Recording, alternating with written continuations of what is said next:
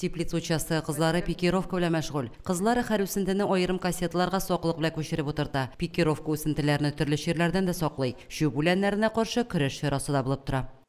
Быел алдагы елга караганда ике төрле чәчәкне керттек. Менә гамфрена безнең һәм вербена банарская, аларның урыннары билгеле инде. Шулай ук безнең шарлар бар әле урамда, аларга менә быелның саны күбәйде.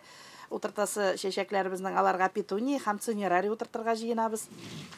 Быел кызлар 100 меңнән артык чәчәк үстерергә планлаштыра. Аның 80% чәчелгән инде. Чәчәкләр елдагыча мөселман үзәк урамнарын, кояшлык юл паркын, скверларны бизәячәк.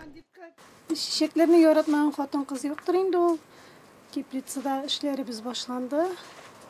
Питеравайт итәбез чәчәкләрне һәр елдагыча. Әйбәт үсеп киттеләр, Аллага шөкер.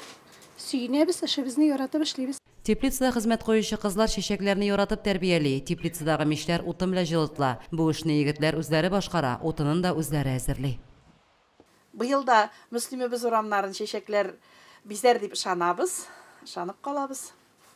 Алла бирсә, менә атканнарын күрәчәкбез. Шуңа уртак көч белән эшләнгән хезмәтебез монда бөтенесендә ягучыларыбызны да керде.